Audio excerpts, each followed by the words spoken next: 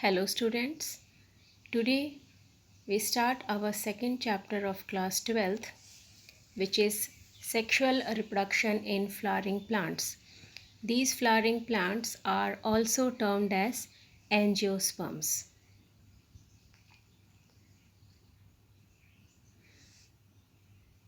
In this chapter, the all detail is related with the sexual reproduction in flowering plants.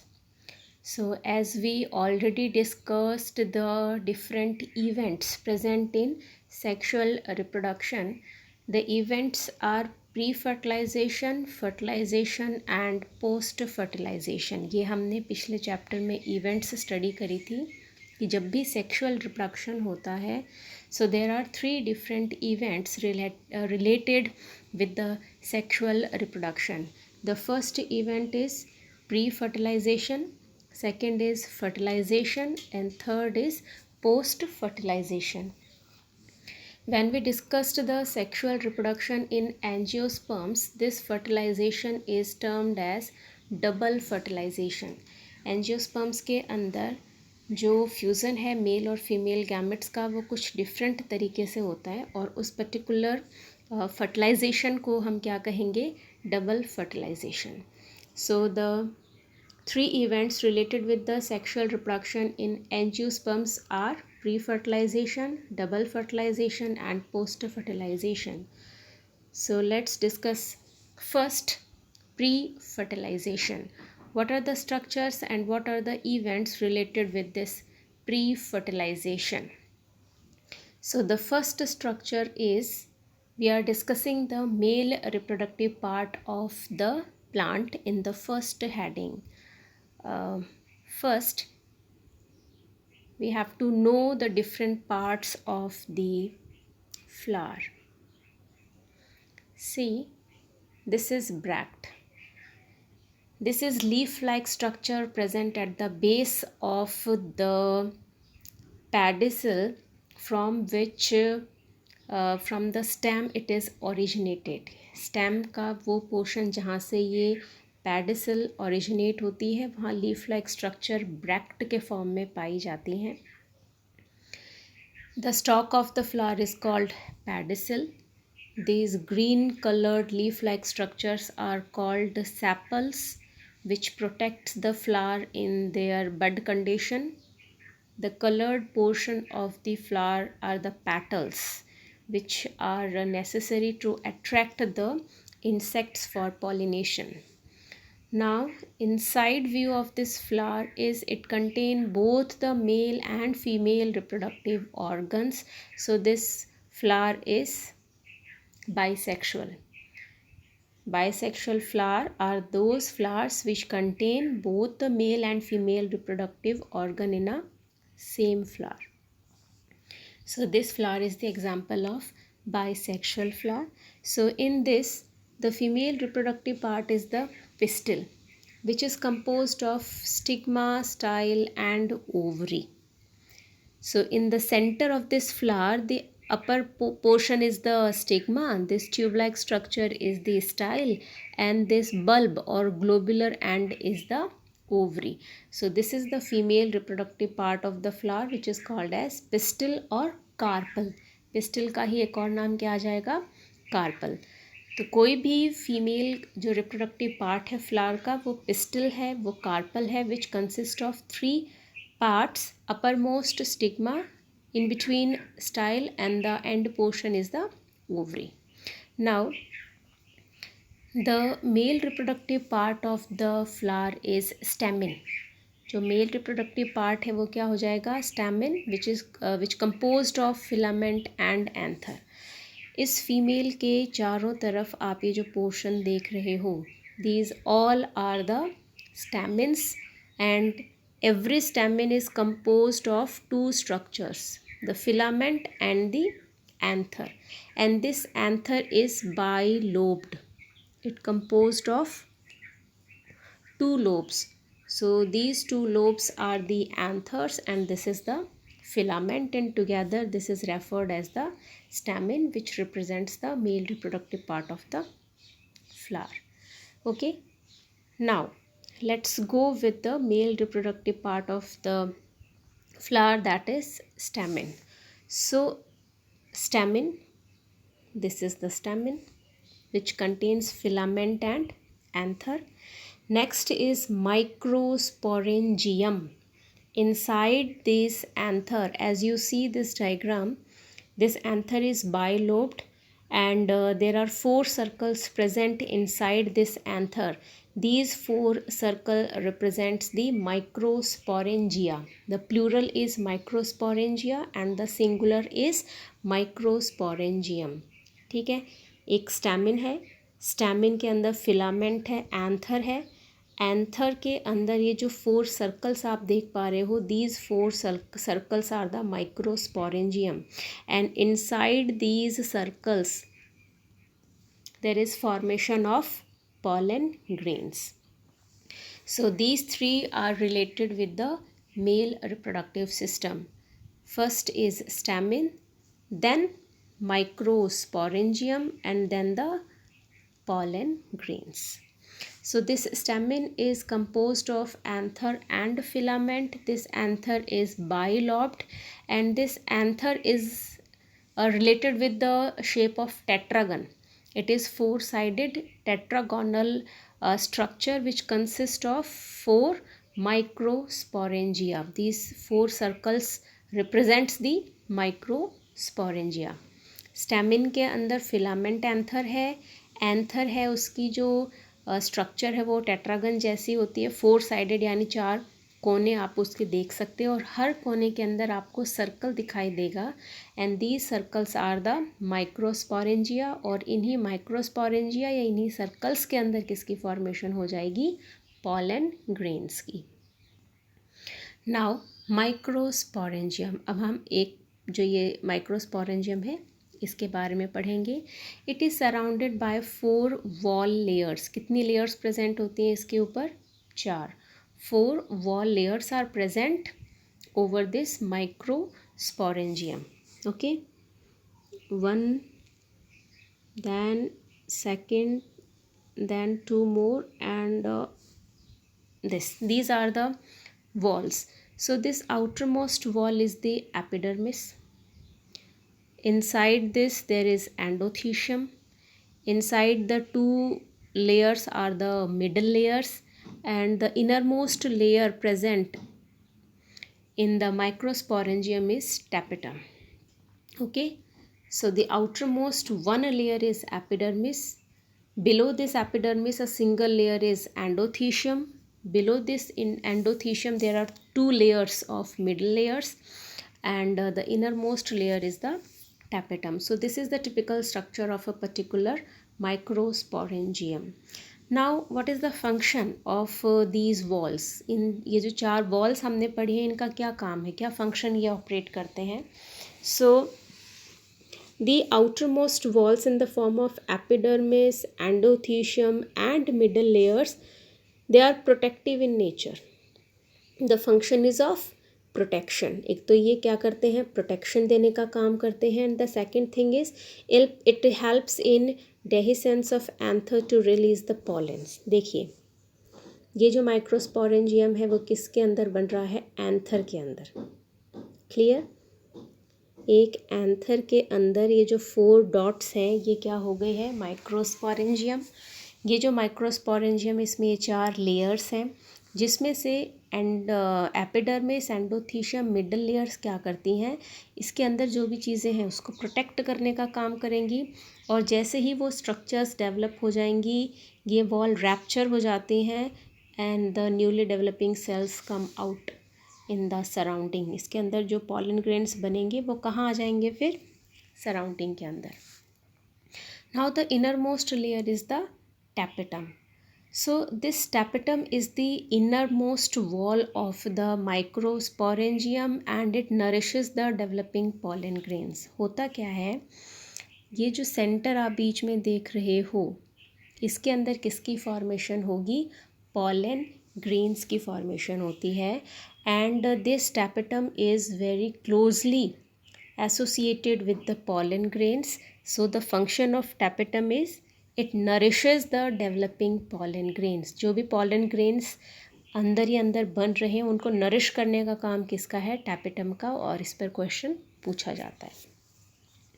Now what is sporogenous tissue? ये sporogenous tissue क्या है? किसी भी microsporangium में बाहर की तरफ तो वॉल्स हो गई, और इसका जो सेंटर पोर्शन होता है, this centre portion is composed of cells, और हमें पता है cells together form a tissue. तो यहाँ जो इनसाइड दिस सेंटर, ये किसी भी माइक्रोस्पोरेंजियम के सबसे बीच का जो पोर्शन है, वहाँ कौन सा टिश्यू प्रेजेंट होगा? Sporogenous tissue. Sporogenous tissue is a group of compactly arranged homogeneous means एक जैसी cells which occupies the center of each microsporangium।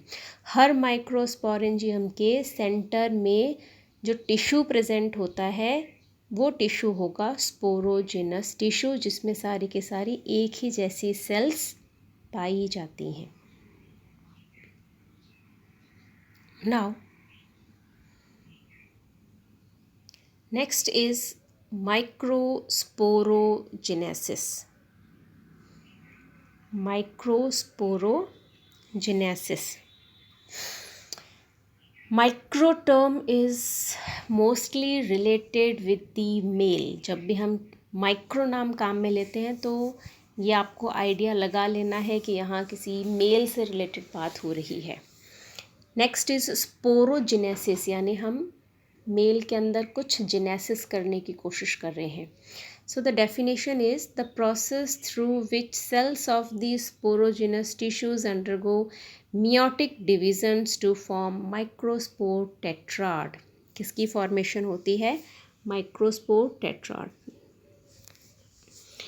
Inside the microsporangium there is homogenous cells which make the sporogenous tissue. ये सारी की सारी क्या है? एक ही जैसी सेल्स हैं जिन्होंने मिलकर के स्पोरोजिनस टिश्यू जो है वो बना दिया। अब इस पूरे स्पोरोजिनस टिश्यू के अंदर जितनी भी सेल्स हैं they have the potential of division, ये डिवाइड कर सकती हैं। एंड द डिवीज़न इज़, कौन सा डिवीज़न होगा यहाँ पर? Meiotic division means meiosis. और हम बहुत दिनों से ये पढ़ रहे हैं, मियोसिस मीन्स हैप्लॉइड सेल्स का फॉर्मेशन होना। ओके, तो जब भी हम मियोसिस की बात करते हैं तो आपको पता है हमेशा कितनी सेल्स बनती हैं?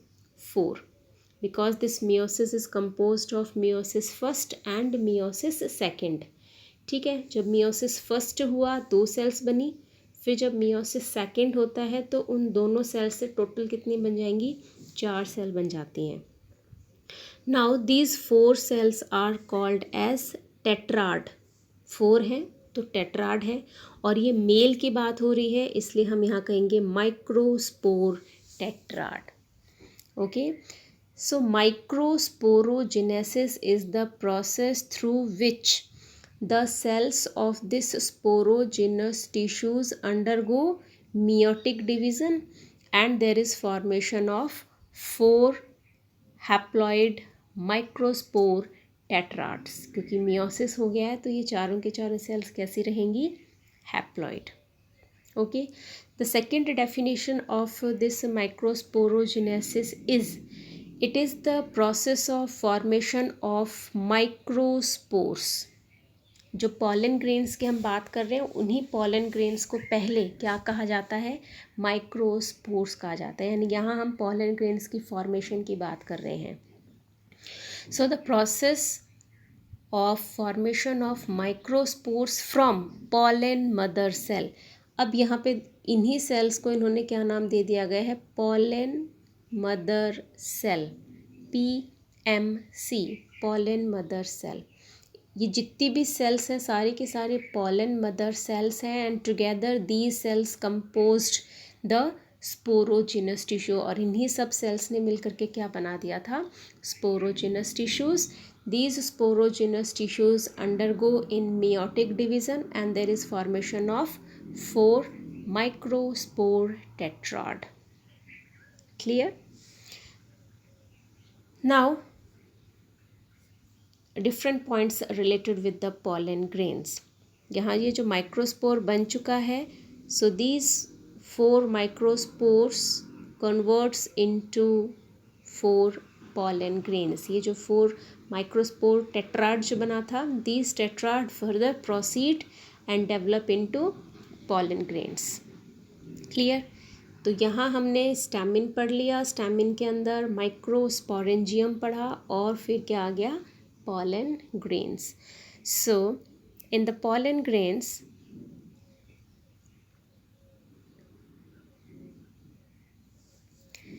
this pollen grain represents the male gametophyte.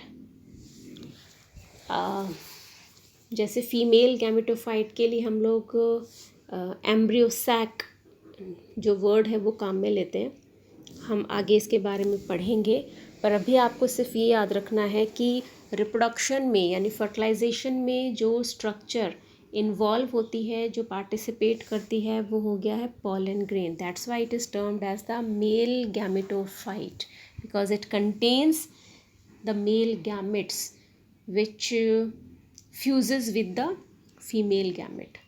So pollen grains represent the male gametes and it has 2 walled exine and intine. किसी भी pollen grain की जो स्ट्रक्चर होती है इसमें 2 layers प्रेजेंट होती हैं. The outer most is the exine and the inner is the intine. In 2 layers से मिलकर के the structure of pollen grain is prepared. Now this outer most layer which is exine is hard and it is made up of sporopollenin. इस पर question पूछा जाता है, पूछा गया भी है. स्पोरोपोलिनिन, ये जो एक्साइन है यहाँ पर क्या प्रेजेंट होता है, स्पोरोपोलिनिन. और ये जो स्पोरोपोलिनिन है, it is resistant organic material which can withstand high temperature, high pressure and there is no enzyme in nature able to degrade this layer. ऐसा कोई भी एंजाइम नहीं है जो इस स्पोरोपोलिनिन को डैमेज कर सके. और यही कारण है कि pollen grains जो है वो फॉसिल्स के फॉर्म में भी प्रिजर्व रहते हैं because of the presence of this sporopollenin. क्योंकि इस स्पोरोपोलिन पर प्रेशर, टेम्परेचर, एंजाइम्स का कोई फ़र्क नहीं पड़ता. ये हाईली रेजिस्टेंट स्ट्रक्चर होती है, तो इसलिए because of the presence of this sporopollenin, the pollen grains are also preserved in the form of fossils. खुदाई में इनके fossils जो हैं वो भी मिलते हैं क्योंकि इनमें highly resistant organic material sporopollenin पाया जाता है. तो ये चीज़ important है. Now this exine has some pores which are called as germ pores. अब ये जो एक्साइन होती है, this is not continuous, it contains small openings in the form of germ pores. And this intine is thin and continuous layer made up of cellulose pectin. आपको याद रखना है, ये जो इनर मोस्ट लेयर है intine है, ये continuous है, इसमें कोई जर्म पोर्स प्रेजेंट नहीं होते हैं. And this intine is composed of cellulose and pectin. किसकी बनी होती है, cellulose and pectin. Now this pollen grain contains 2 cells. कितनी सेल से मिलकर के बना है, 2 सेल. कोई भी एक pollen grain है, इसमें आप कहोगे 2 सेल से मिलकर के बना होता है. One is the vegetative cell and other is the generative cell. So it contain 2 cells in the form of vegetative cell and generative cell. This vegetative cell is bigger. ये क्या होती है, comparatively बड़ी होती है और इसका जो न्यूक्लियस होता है वो भी काफ़ी बड़ा होता है. Okay, so this vegetative cell is bigger and it contains large irregular shape nucleus. But this generative cell is comparatively small. ये जो जनरेटिव सेल होती है, वेजिटेटिव के बजाय ये जनरेटिव सेल क्या रहेगी, थोड़ी सी छोटी होती है और इसकी जो शक्ल है वो थोड़ी सी स्पिंडल, नौकाकार से पाई जाती है. Okay, so this vegetative cell and generative cell, these 2 types of cell present in pollen grain. हर पॉलन ग्रेन जो है वो इन 2 सेल से मिल करके बना होता है। Now there are some notes related with the pollen grain. This pollen grain causes several allergies or bronchial affiliations leading to chronic respiratory disorders, जिसमें क्या हो जाता है, अस्थमा होने लग जाता है या लोगों के अंदर एलर्जी डेवलप हो जाती है। Okay, so many of the peoples show allergy because of the presence of these pollens, and they have their respiratory problem, उनमें ब्रीदिंग प्रॉब्लम होना स्टार्ट हो जाएगा। उनकी जो सांस की नली है, जो ब्रोंकाइटिस है, वो क्या हो जाता है, वो डिजीज़ डेवलप हो जाती है क्योंकि वो जो पाथवे है वो ब्लॉक हो जाता है। And they have a severe breathing problem, उनमें अस्थमा जो है वो डेवलप हो जाएगा। एंड अगर बहुत कम इन्फ्लेमेशन हुआ है तो वहाँ कंटिन्यूसली नोज़ रनिंग है, स्नीजिंग है, ठीक है, आंखें लाल हो जाती हैं, इचिंग होना स्टार्ट हो जाता है। So these are the symptoms related with the allergy. Now the particular example जिस पे क्वेश्चन पूछा गया है, पॉलन एलर्जी किससे होती है, तो आप कोई एक पर्टिकुलर एग्जाम्पल अगर देंगे तो parthenium which is also called as carrot grass. So the pollens of this carrot grass or the pollens of this Parthenium responsible to cause allergy.